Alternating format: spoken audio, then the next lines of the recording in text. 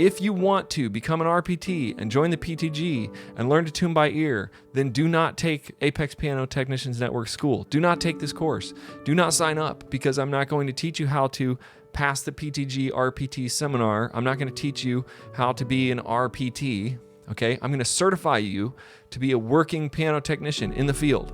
Now, many RPTs and the PTG Piano Technicians Guild overall will look down on that, and that's fine because they don't pay my paycheck, all right? So we're going to get into that. I'm going to show you how many clients I have and how much money I'm making, and it doesn't matter if you're part of the PTG. That is just my thing, but my course does not teach you. I've had those questions. Am I going to be able to be a registered piano technician?